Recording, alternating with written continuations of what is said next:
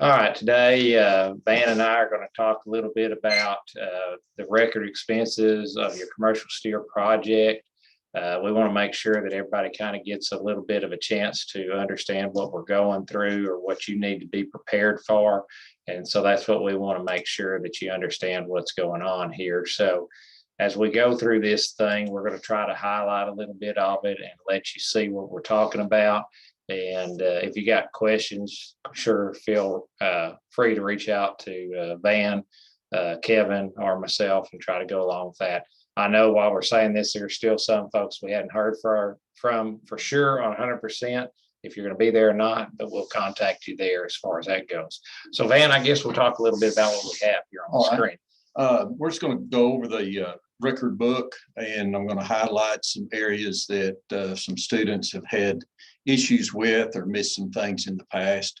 And so we can kind of maybe prevent that and help you get a higher score. And of course, the higher your score, that also means more revenue and income for you, because we divide the donations up based on your points that you've achieved for the record book, and your steer evaluation, oral interview, and your record book.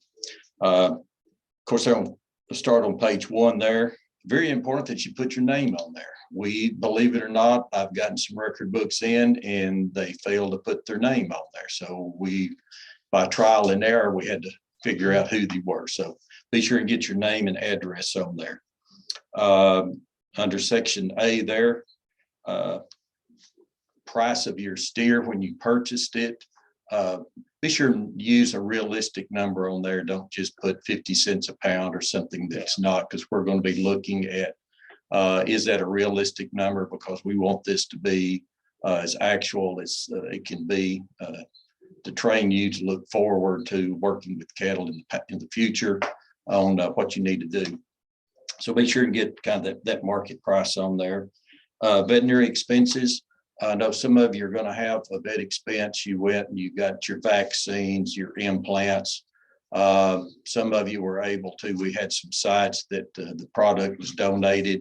If that was donated, just put no charge on there, and that's fine. On your record of expenses, you're going to give feed cost only in the month when the feed is purchased. Some of you may have bought in bulk and bought 1 or 2 months in advance. Some of you may be buying it week to week, and that's all right. But just be sure and give your feed cost only in the month when the feed is purchased. Ration description must be included. We need to have on there if it was an 80-20% blend between corn and roughage. If it was 50-pound bags of show steer ration or whatever your feed was, be sure and include a description of what you were feeding. Also, we want copies of your tickets so we can verify that what the cost was and how many pounds, and look at your feed tickets and your record of expenses and make sure that those correlate to each other and are the same. We've had some in the past and they rounded it off. They had bought they had a feed invoice that showed $39.98. Well, when they came to their record of expenses, they just put $40. I go back through those tickets, add those up to make sure that it translates back over to your cost that you have on your record book. So don't, whatever's on your invoices where you bought your feed, make sure that is the same on your record of expenses. Let's see, make sure your rounding is correct. Pounds, price per pound, it has to equal what that cost was on that sheet.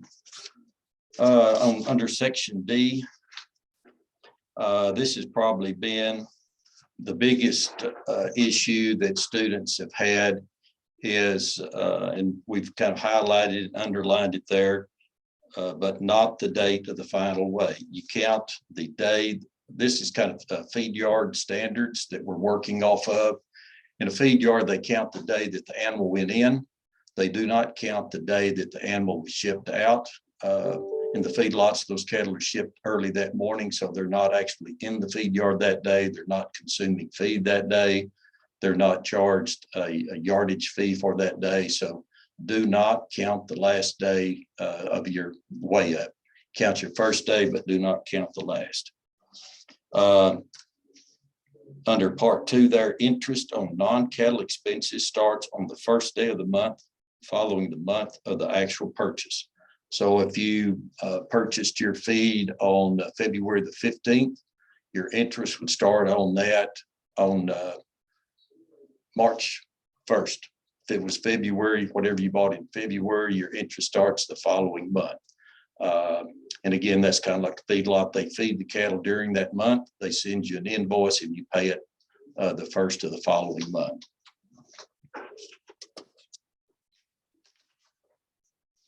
On your summary of expenses, if you look down at the very bottom, there's I've got some footnotes for you to look at and to use. Like on, let's say number 2, purchase weight of the steer.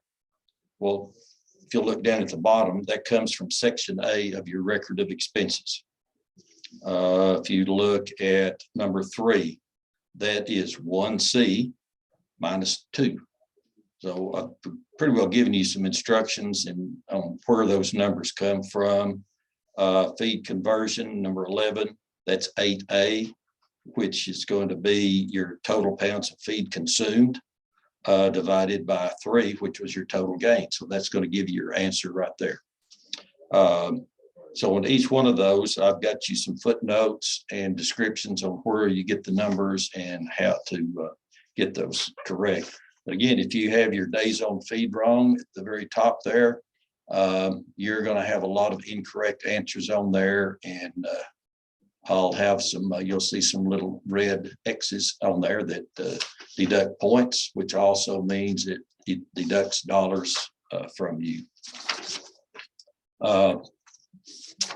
You think of anything else, Justin, that they might have questions on, or?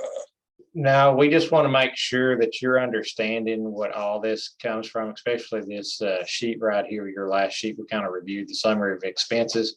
You have to understand that 3 leads into 11, and then all these numbers start adding up, you know, as far as that goes. So if we mess up here on 3, that pretty much shuts everything down from there on out, or skews your numbers, I should say. Yeah. Which if you're wrong on one day or one figure, you know, so go back through this thing a few times, make sure your numbers all match. You know, if you need us to chime in between now and then, that's fine, but you know, just kind of figure that out, or have ag teacher, county agent, somebody kind of help you along with some of that. Right. Be sure and get parents, ag teacher, someone to review it. And on that last page there, we have that it was vocational agricultural teacher or ag agent signature, so that someone has reviewed that with you to kind of go over it. Right, right. So again, that'll be lots of questions coming off this deal. I believe during the interview, there'll be 10 questions. Is that right, Van? And so be prepared for that. Just want to remind you again that we will start taking steers in on the 26th at 2 p.m. There at the Bowie Sale Barn. So try to be there as soon as you can. And then we'll start reviewing some live animals about 4:15 roughly for y'all to look at as well on that. Yeah. If you also, we've had this occur twice. The student showed up, brought their steers in, got a weight, and then they started trying to fill out their record book.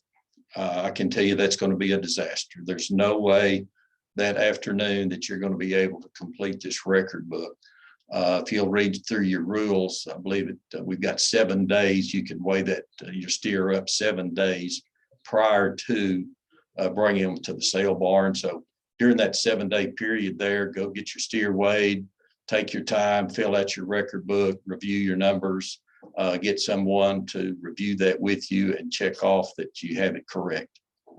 Don't try to show up that day and fill out your record book. Yes, sir. So we just want to, again, you know, we hope to see you all there.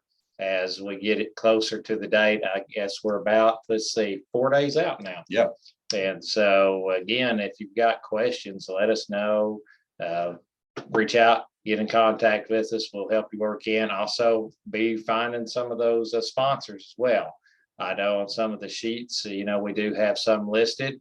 I've had some call me, but be sure to get it listed. I think Van's gotten a few checks, but we want to make sure to get all that stuff recorded so we kind of know where we're at. It's for your convenience more than it is our convenience, because we want you to be able to say whoever has contacted this business, and you don't go double dip, so to say.